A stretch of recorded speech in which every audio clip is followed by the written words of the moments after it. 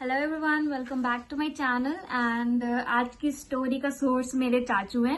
तो ये इंसिडेंट्स मतलब दो बातें हैं जो जोड़ के पता चलता है कि मतलब डेथ एक ट्रैप है जो आपको अपनी तरफ खींच ही लेती है किसी ना किसी तरह।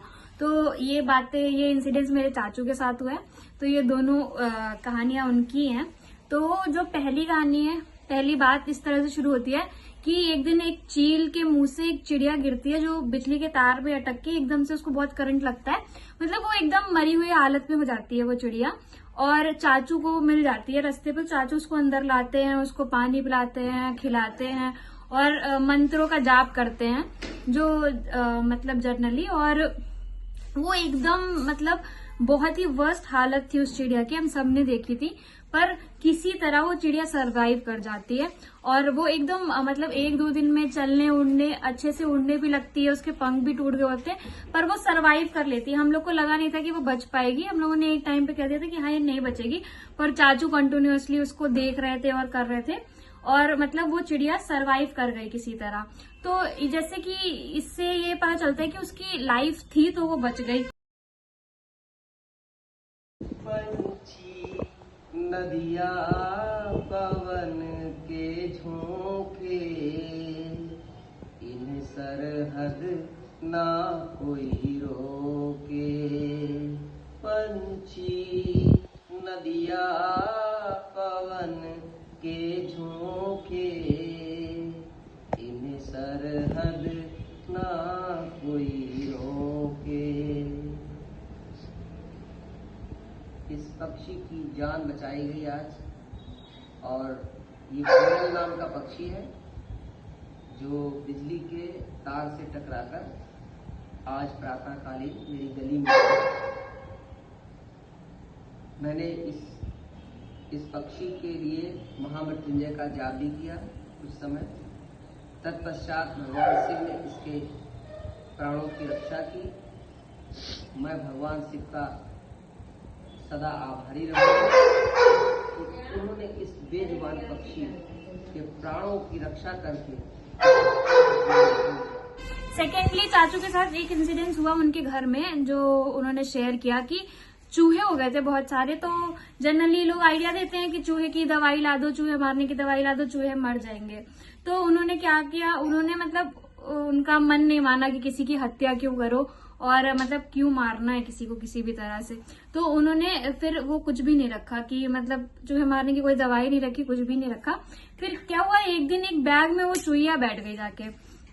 तो चाचू ने वो चूहिया को पकड़ा और सोचा कि इसको छोड़ आते हैं कहीं दूर ताकि इसकी जान बच जाए, किसी प्रकार मरे ना।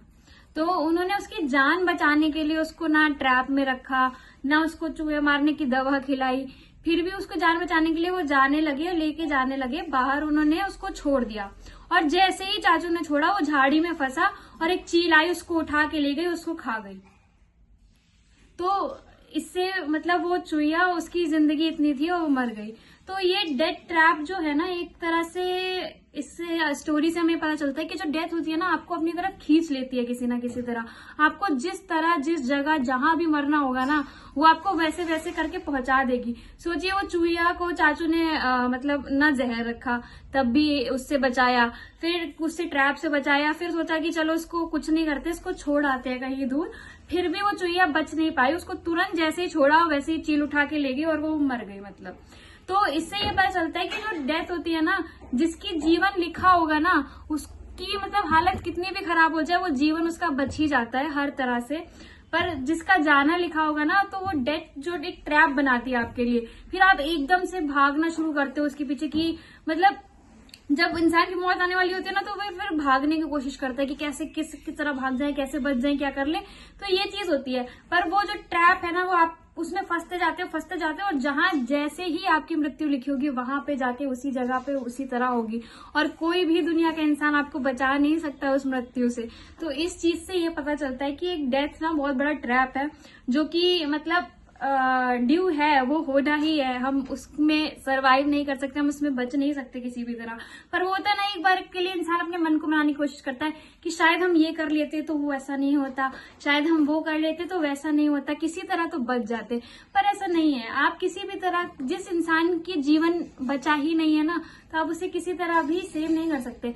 हम ये जरूर कर सकते हैं कि उसके कष्ट कम हो जाएं, उसके लिए भगवान से प्रार्थना कर सकते हैं, ईश्वर से प्रार्थना कर सकते हैं, पर जो जीवन है ना, वो मृत्यु बहुत अटल सत्य है। वो जो होना है वो होके ही रहेगा, इसीलिए वो हो ही जाता है। इसीलिए हम बस यही कर सकते हैं कि ईश्वर से प्रार्थना करें कि उस इंसान और मतलब जो भी हमारा गया है उसकी आत्मा को शांति मिले, और बाकी जो हमारा बचा हुआ जीवन है, जिसका हमें भरोसा भी नहीं है आज है कल है कब है कितना है, तो उसको अच्छे से जिए, ताकि हमें कल को मतलब हमारे पास ये हो कि हाँ हमने अपनी जिंदगी तो अच्छे से जी ली। इसी तरह मेरी ये 2 बातें एंड होती है, और इसका सोर्स बस इतना ही था कि लाइफ बहुत ही गिफ्टेड है, गॉड गिफ्टेड है, तो उसको जिए, खुश रहिए, लोगों को खुश रखिए अपनी सराउंडिंग में, और अच्छे से रहिए, अच्छा करिए अपनी लाइफ में, और जितना हो सके आप आने वाले जनरेशन जो है उनको लोगों की मदद करनी चाहिए। वो यंग जनरेशन है, आज की यंग जनरेशन तो फोन वीडियो गेम्स में बिजी रहती है। थोड़ा तो बाहर निकलो, लोगों से मिलो, अपने ग्रैंड पेरेंट्स के साथ टाइम स्पेंड करो बच्चों, मेरी यही राय रहेगी सबके साथ। और इंजॉय योर लाइफ, और खूब इंजॉय करो, खूब मस्ती करो, पढ़ाई लिखाई भी करो, और अच्छे से life Jio, and please help out everyone you can. And आज के लिए इतना ही। सी यू इन नेक्स्ट वीडियो, तो तब बाय।